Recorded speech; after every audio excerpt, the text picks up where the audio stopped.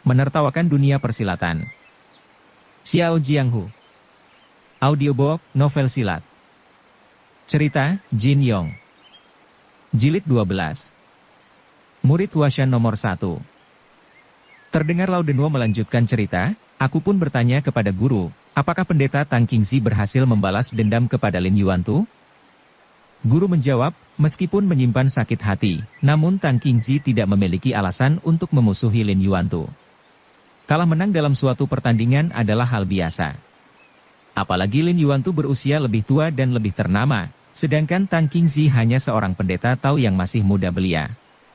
Kemenangan seorang tua terhadap seorang muda adalah hal yang wajar. Kakek gurumu juga menasihati agar Tang Qingxi melupakan kekalahan itu. Mereka sepakat untuk tidak membicarakannya lagi.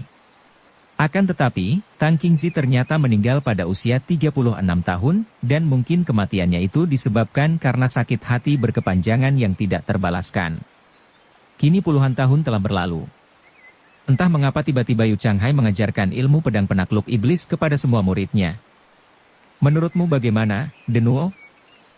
Aku pun mengemukakan pendapatku, sepertinya pendeta Yu sibuk melatih murid-muridnya belajar ilmu pedang penakluk iblis untuk membalaskan dendam gurunya yang mati muda.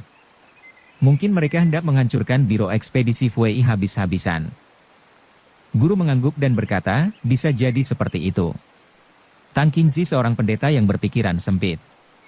Seumur hidup ia tidak bisa melupakan kekalahannya di tangan Lin Yuantu.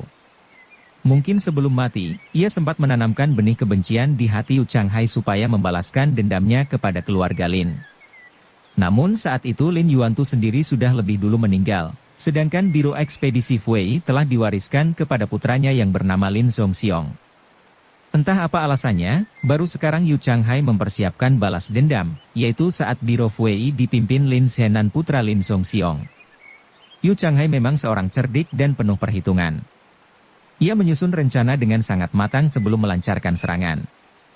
Sepertinya akan terjadi pertempuran besar antara perguruan Qingcheng melawan biro ekspedisi Fui. Aku bertanya kepada guru, menurut pendapat guru, jika benar perguruan Qingcheng bertempur melawan biro Fui, kira-kira pihak mana yang lebih unggul? Guru menjawab, ilmu silat Yu Changhai lebih bagus daripada Tang Qingxi. Sebaliknya, ilmu silat Lin Zhenan meskipun tidak banyak yang mengetahui, kemungkinan besar tidak sehebat Lin Yuantu. Di samping itu, pihak Qingcheng telah mempersiapkan serangan dengan matang, sementara pihak Fui tidak mengetahui apa-apa. Dengan demikian 70% pihak Fui akan kalah telak. Andai saja Lin Zhenan sempat meminta bantuan kepada mertuanya yang bernama Wang Yuanba, alias si golok emas di kota Luoyang, mungkin keadaan menjadi seimbang. Guru kemudian bertanya kepadaku, Denwo, apakah kau ingin melihat keramaian di Fuzhou? Aku menjawab, tentu saja ingin, guru. Kemudian guru pun mengajarkan beberapa jurus ilmu pedang perguruan Qingcheng kepadaku untuk berjaga-jaga. Apa? Bagaimana guru bisa menguasai ilmu pedang Qingcheng? Sahut Lu Dayou sambil melonjak. Ah, aku tahu. Pendeta Tang Qingxi dan kakek guru bersahabat baik. Sudah pasti guru pernah menyaksikan keduanya berlatih bersama untuk mengatasi ilmu pedang penakluk iblis. Adik keenam, tidak sepantasnya kita sebagai murid mengungkit-ungkit dari mana asal-usul kepandaian guru, kata Lao Denwo. Ia kembali bercerita, waktu itu guru mengirimku ke Fuzhou secara diam-diam dengan tugas mengintai perkembangan di antara kedua pihak. Namun adik kecil sungguh cerdik. Entah bagaimana dia bisa mengetahui tugas yang diberikan guru kepadaku. Dia pun merengek minta diizinkan ikut denganku dan guru akhirnya mengabulkan. Kami lantas menyamar sebagai kakek dan cucu yang berjualan arak di pinggir kota Fuzhou. Setiap hari kami pergi menyusup untuk menyelidiki keadaan kantor pusat biro Fui. Di sana kami tidak melihat suatu hal yang istimewa, kecuali Lin Zhenan sedang sibuk melatih putranya yang bernama Lin Pingxi. Begitu melihat mereka, adik kecil menggeleng-geleng dan berbisik kepadaku, apa ini yang dinamakan ilmu pedang penakluk iblis? Jika iblis benar-benar datang mengganggu, mungkin tuan muda Lin itulah yang justru ditaklukkan. Murid-murid Huashan seketika bergelak tawa, sementara Lin Pingxi yang sedang mereka bicarakan itu tertunduk malu dengan wajah bersemu merah. Dalam hati pemuda itu berkata, jadi, mereka berdua pernah menyusup dan mengintai ke dalam rumahku tapi kami sekeluarga tidak mengetahuinya. Sungguh tidak berguna. Lao Denuo kembali bercerita, ternyata dugaan guru benar. Beberapa hari kemudian datang murid-murid Qingcheng memasuki kota Fuzhou. Mula-mula yang datang adalah Fang Renzi dan Yuren Hao. Setiap hari mereka mondar-mandir di sekitar gedung kantor pusat Biro Fui. Adik kecil dan aku memutuskan untuk tidak mengintai lagi karena khawatir ketahuan oleh mereka. Sungguh sangat kebetulan, pada hari berikutnya Tuan Muda Lin berkunjung ke kedai arak kami. Adik kecil segera melayani pesanannya. Tadinya aku mengira penyamaran kami telah terbongkar. Setelah kuajak bicara ternyata dia sama sekali tidak tahu apa-apa. Anak muda itu merasa hidupnya aman-aman saja, seolah tidak ada bahaya yang datang mengancam. Kalian tahu apa yang selanjutnya terjadi? Secara kebetulan datang pula dua manusia paling biadab dari perguruan Qingcheng. Mereka adalah Yurenyan dan Jiarenda. Kakak kedua, sahut Lu Dayou memotong pembicaraan. Kedai arak yang kau buka bersama adik kecil sungguh laris. Mungkin kau bisa menjadi hartawan kaya raya jika tetap tinggal di Fujian. Tentu saja, jawab Wan Er. Kakak kedua sekarang sudah kaya raya. Berkat keberuntungannya itu, aku bisa membeli beberapa gelandangan macam kalian. Ucapan si gadis burik itu mendapat tanggapan gelak tawa saudara-saudaranya. Sambil tertawa Lao Denuo melanjutkan cerita, meskipun ilmu silat Tuan Muda Lin sangat payah, bahkan tidak pantas menjadi murid adik kecil kita, namun ia ternyata memiliki jiwa kesatria. Ketika Yurenyan berusaha mengganggu adik kecil, pemuda itu langsung tampil untuk membela. Mendengar itu darah Lin Pingxi bergolak. Dalam hati ia semakin gusar, ternyata apa yang kudengar di cabang Changsha benar. Sejak awal perguruan Qingcheng memang sudah berusaha untuk menghancurkan Biro Ekspedisi Fui. Latar belakang semua ini adalah dendam Yu Changhai atas kekalahan gurunya. Aku yakin, yang dikirim ke Fuzhou bukan hanya 4 orang, tapi lebih banyak lagi.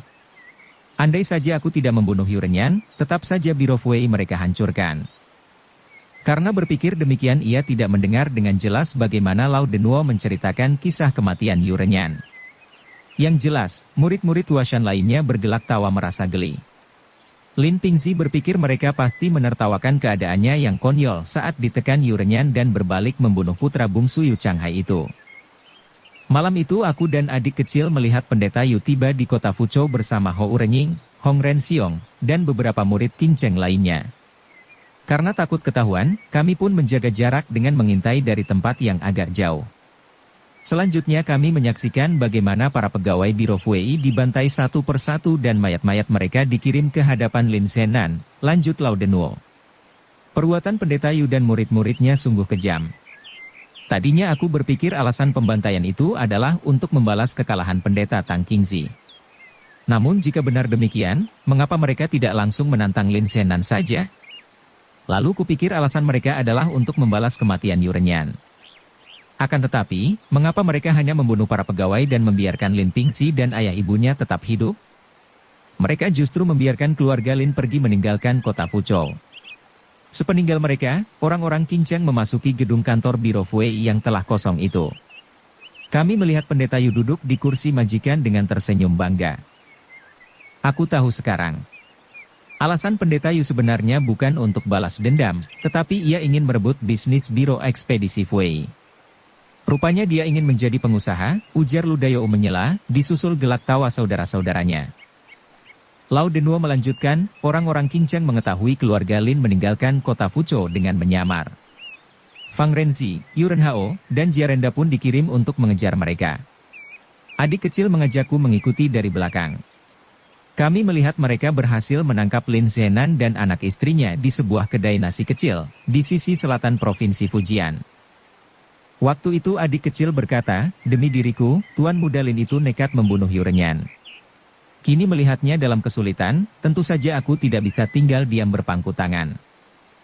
Sekuat tenaga aku berusaha menasihati adik kecil, bahwa tugas kami hanya mengintai pertikaian antara perguruan Qingcheng dan Biro Fui saja. Sama sekali kami berdua tidak boleh ikut campur, agar tidak merusak hubungan baik antara perguruan Qingcheng dan Huashan. Apalagi dengan keberadaan pendeta Yu di Fuzhou, ini bisa menjadi masalah besar. Lu Dayou menukas, kakak kedua sudah tua, wajar kalau sangat berhati-hati. Sebaliknya, adik kecil masih muda belia dan penuh gejolak. Pasti adik kecil tidak mau mendengarkan nasihat kakak kedua. Benar sekali, jawab Lao Denwo sambil tersenyum. Adik kecil sangat kecewa kepadaku.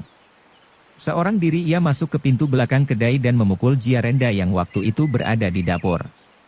Begitu Fang Renzi dan Yuren Hao bergegas menolong, secepat kilat adik kecil berputar ke depan dan membawa Tuan Muda Lin kabur. Luar biasa. Hebat sekali, sahut Lu Dayou bertepuk tangan. Aku tahu adik kecil bukan sekadar membalas budi kepada pemuda Lin itu saja, tapi sepertinya juga menyimpan maksud lain. Bagus sekali. Bagus sekali. Maksud lain bagaimana? Awas kalau kau berani omong kosong lagi, sahut Wan Er dengan mata melotot. Begini, sejak aku dihukum guru, diam-diam adik kecil menyimpan dendam kepada orang-orang Kinceng.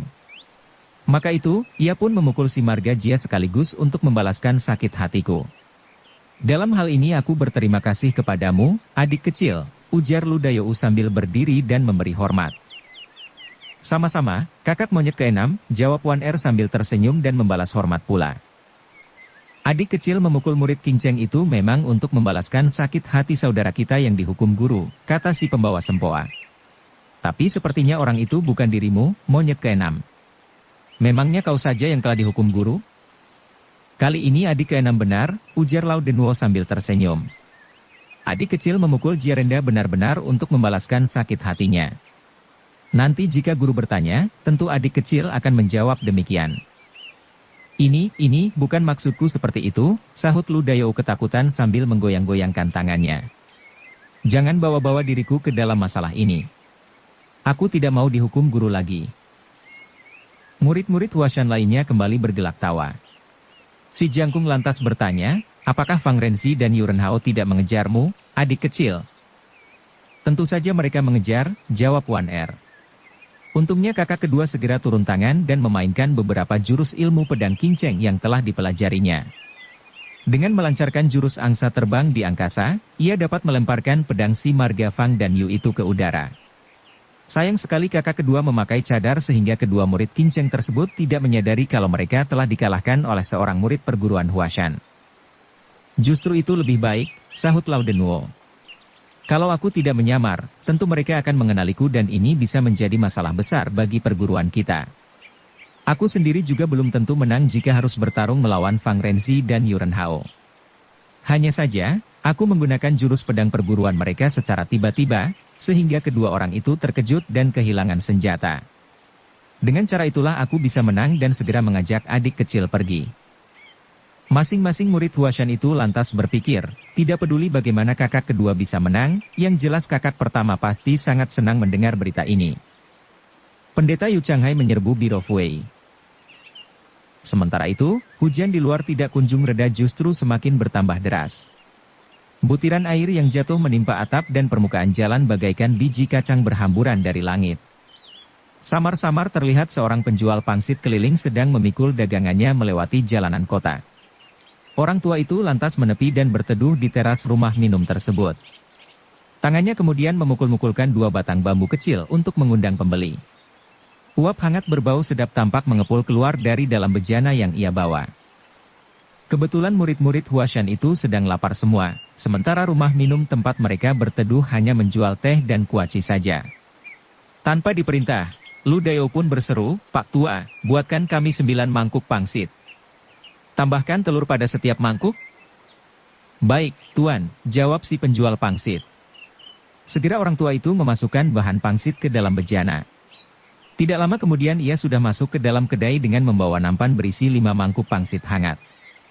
Lu Dayou menyambut mangkuk-mangkuk itu dan menyerahkannya secara berurutan kepada Lao Denwo si kakak kedua, Liang Fa si kakak ketiga, si Daizi si kakak keempat, dan Gao Genling si kakak kelima. Seharusnya mangkuk kelima menjadi jatahnya, namun ia justru menyerahkannya kepada Wan Er sambil berkata, kau duluan, adik kecil. Sejak tadi Wan Er meledek dan memanggilnya, monyet keenam, namun begitu menerima mangkuk tersebut, ia lantas berdiri dan berkata dengan penuh hormat, terima kasih, kakak keenam. Lin Pingzi melirik dan mengamati murid-murid Huashan itu dengan seksama. Tampak si gadis burik tidak memakan pangsitnya sampai si penjual masuk kembali mengantarkan 4 mangkuk lainnya. Dalam hati pemuda itu memuji, murid-murid Huashan ini sungguh menjunjung tinggi tata krama. Mereka bisa membedakan kapan waktunya bercanda, kapan waktunya serius.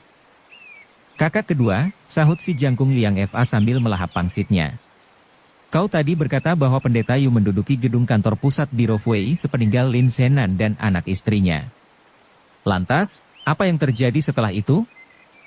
Lao Denwo menjawab, setelah berhasil meloloskan Lin Pingxi entah kemana, adik kecil bermaksud membebaskan Lin Zenan dan istrinya pula.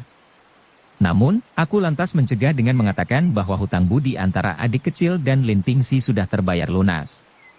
Sementara itu, perselisihan antara perguruan Qingcheng dan Biro Ekspedisi Fui sebenarnya merupakan kelanjutan dari generasi sebelumnya, maka, tidak sepantasnya kalau kami ikut campur terlalu jauh. Adik kecil akhirnya setuju.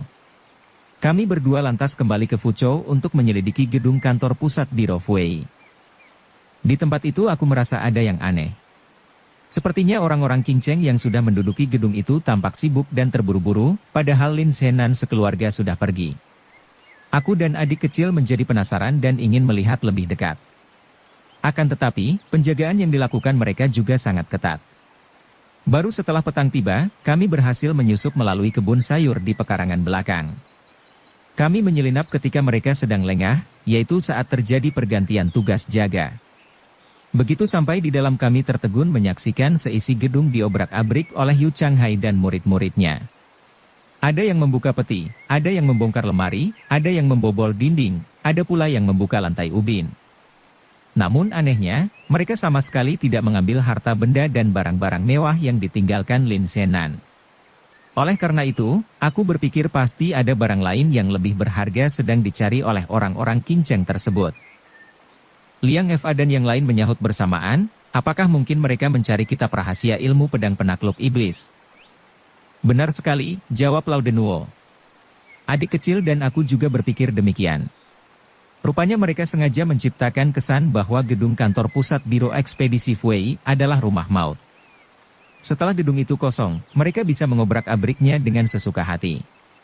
Namun melihat mereka masih sedemikian sibuknya, aku menduga kitab itu belum berhasil ditemukan. Apakah pada akhirnya mereka berhasil menemukan kitab itu? Tanya Lu Dayou. Sebenarnya aku dan adik kecil ingin mengintai sampai tuntas untuk melihat bagaimana hasilnya, jawab Lao Denwo. Akan tetapi mereka terus saja mencari sampai ke segala arah, bahkan, kakus juga mereka bongkar. Khawatir jangan-jangan mereka juga mencari di luar gedung, kami pun memutuskan untuk pergi. Gao Genming si pembawa sempoa bertanya, kakak kedua, kali ini Pendeta Yu ikut turun gunung dan memimpin langsung penaklukan Biro Fui. Menurutmu, apakah hal ini tidak berlebihan? Tidak juga, adik kelima, jawab Lao Denwo. Guru Pendeta Yu pernah dikalahkan oleh Lin Yuantu menggunakan ilmu pedang penakluk iblis. Mengenai ilmu silat Lin Zenan apakah sehebat kakeknya atau tidak, tak seorang pun yang mengetahuinya. Dalam hal ini Pendeta Yu tidak berani gegabah dengan hanya mengirimkan 2 atau 3 muridnya saja untuk membalas dendam. Ia bahkan turun gunung untuk memimpin murid-muridnya secara langsung, serta membekali mereka dengan beberapa jurus ilmu pedang pihak lawan. Maka menurutku, Pendeta Yu ikut menyerang Fuzhou bukanlah suatu hal yang berlebihan. Balas dendam baginya hanyalah tujuan yang kedua, karena yang utama adalah mendapatkan kitab pedang penakluk iblis. Si Daisy menanggapi, kakak kedua, bukankah kau melihat sendiri murid-murid Qingcheng itu telah berlatih ilmu pedang penakluk iblis di kuil Cemara Angin? Bukankah mereka telah menguasai ilmu pedang tersebut? Jadi, untuk apa Pendeta Yu repot-repot mencari kitab pedang penakluk iblis segala? Apakah tidak mungkin mereka mencari benda lain? Tidak juga, adik keempat, jawab Lao Denwo sambil menggeleng. Orang seperti Pendeta Yu hanya tertarik pada ilmu silat mahasakti saja. Memangnya apalagi yang membuatnya sudi membuang-buang banyak waktu? Setelah itu, adik kecil dan aku melihatnya sekali lagi di Ushan, ibu kota provinsi Jiangxi. Di sana aku melihat Pendeta Yu sangat gelisah sewaktu menerima laporan dari murid-muridnya yang datang dengan tangan hampa setelah disebar ke segala wilayah untuk mengobrak-abrik semua kantor cabang Biro Fui. Si Daisy terlihat belum paham. Ia menggaruk-garuk kepala sambil berkata, maksudku begini, kau sendiri melihat Pendeta Yu melatih murid-muridnya mempelajari ilmu pedang penakluk iblis di Gunung Qingcheng. Nah, itu berarti ia sudah menguasai ilmu tersebut. Lalu, kenapa ia masih repot-repot mencari kitabnya segala? Bukankah ini aneh? Lao Denwo menjawab, adik keempat, coba pikir seperti ini, puluhan tahun yang lalu, Lin Yuantu pernah mengalahkan Tang Qingzi, guru pendeta Yu. Itu artinya ilmu pedang penakluk iblis memang ilmu silat yang luar biasa. Tentu saja apa yang diajarkan pendeta Yu kepada murid-muridnya hanyalah bersumber dari ingatan Tang Qingzi belaka. Sementara itu, ilmu pedang penakluk iblis yang asli tetap berada di tangan keluarga Lin. Akan tetapi, di tangan Lin Zenan ilmu tersebut sama sekali tidak terdengar kehebatannya. Bukankah ada yang tidak beres dengan hal ini? Tidak beres bagaimana? Tanya si Daisy masih juga belum paham. Begini, jawab Lao Denwo, sepertinya ada suatu rahasia tersembunyi di dalam ilmu pedang penakluk iblis. Mungkin pendeta Yu sangat penasaran karena ilmu pedang ini terlihat biasa-biasa saja tapi mengapa bisa menjatuhkan gurunya? Tampaknya Lin Zenan juga tidak mengetahui rahasia kekuatan ilmu pedang leluhurnya tersebut. Si Daisy masih terlihat bingung. Sejenak ia termangu-mangu sampai akhirnya kembali berkata, tapi ilmu pedang biasanya diajarkan secara lisan. Padahal, Lin Yuantu sudah lama meninggal, itu berarti pendeta Yu harus membongkar kuburannya dan bertanya kepada jasadnya. Akan tetapi, ini jelas tidak mungkin, bukan? Lao Denwo menjawab dengan sabar, memang ilmu silat dalam perguruan kita diajarkan oleh guru secara lisan. Namun, belum tentu hal ini juga berlaku di perguruan lainnya. Kakak kedua, aku masih belum paham mengapa pendeta Yu menginginkan kitab tersebut, sahut si Daisy. Pendeta Yu ingin membalas sakit hati gurunya dengan cara mengalahkan ilmu pedang penakluk iblis. Maka itu, cukup masuk akal kalau dia berusaha memecahkan rahasia ilmu pedang tersebut. Akan tetapi, yang terjadi justru sebaliknya. Dia berhasil menangkap Lin Zenan dan menghancurkan Biro Wei beserta seluruh cabangnya. Baru setelah itu, ia mencari kitab rahasia ilmu pedang itu kemana-mana. Nah, kalau kitab itu sudah ditemukan, lantas kepada siapa lagi ia harus membalas dendam? Bukankah Lin Zenan sudah mereka tangkap? Bukankah Biro Wei sudah mereka hancurkan? Adik keempat, coba pikirkan ini, ujar Lao Denwo. Menurutmu mana yang lebih hebat, ilmu pedang-pedang perguruan Qing Cheng ataukah serikat pedang 5 gunung? Aku tidak begitu tahu, jawab si Daisy sambil menggaruk-garuk kepalanya. Sepertinya ilmu pedang kita lebih hebat daripada perguruan Qing Cheng. Dugaanmu benar, kata Lao Denwo. Tapi pendeta Yu seorang yang sombong dan angkuh. Tidak mungkin ia sudi menerima kekalahan terus-menerus. Tidak selamanya ia mau berdiri di bawah kaki orang lain di dunia persilatan. Nah, kalau Yu Changhai berhasil menemukan kitab yang berisi rahasia ilmu pedang penakluk iblis dan menggabungkannya dengan ilmu pedang Qing Cheng, bagaimana menurutmu? Si Daisy kembali termenung untuk sekian lama. Tiba-tiba ia bangkit dan berseru sambil menggebrak meja. Aha, aku baru paham sekarang. Rupanya Yu Changhai ingin menjadi raja dari segala macam ilmu pedang. Ia ingin menjadi ahli pedang nomor 1 di dunia persilatan. Pada saat itulah tiba-tiba terdengar suara langkah kaki beberapa orang menuju rumah minum tersebut. Orang-orang Huashan menoleh ke arah datangnya suara dan melihat serombongan perempuan sedang melangkah cepat. Melihat gerak kaki mereka jelas para perempuan ini juga berasal dari kalangan persilatan. Masing-masing mengenakan mantel hujan yang terbuat dari kain minyak. Setelah agak dekat, barulah terlihat jelas kalau mereka ini rombongan kaum biksuni. Begitu sampai di teras, seorang biksuni tua bertubuh jangkung yang memimpin rombongan tersebut langsung berteriak, Ling Hu Chong, keluar kau. Ternyata Lao Denwo dan adik-adik seperguruannya mengenali biksuni tua tersebut bernama Biksuni Dingi dari Biara Awan Putih. Ia merupakan adik seperguruan Biksuni Dingxian, ketua perguruan Hengshan. Kaum persilatan sangat menghormati nama besar Biksuni Dingi ini yang terkenal berhati keras dan berilmu tinggi. Sebagai sesama anggota Serikat Pedang 5 Gunung, para murid Huashan pun menghormatinya sebagai tokoh sepuh yang sederajat dengan guru mereka. Lao Denwo segera berdiri diikuti adik-adiknya, kemudian berseru, salam hormat dari kami, Bibi Biksuni Dingi. Biksuni Dingi tidak menjawab, melainkan memandangi murid-murid Huashan itu satu persatu. Dengan nada kasar melebihi kaum laki-laki, ia berteriak, di mana Ling Hu Chong bersembunyi? Lekas, suruh dia keluar. Bibi Biksuni, kakak pertama kami tidak berada di sini, jawab Lao Denwo dengan penuh hormat. Kami semua sedang menunggunya, tapi kakak pertama belum juga datang. Mungkin dia masih dalam perjalanan. Bersambung ke jilid 13.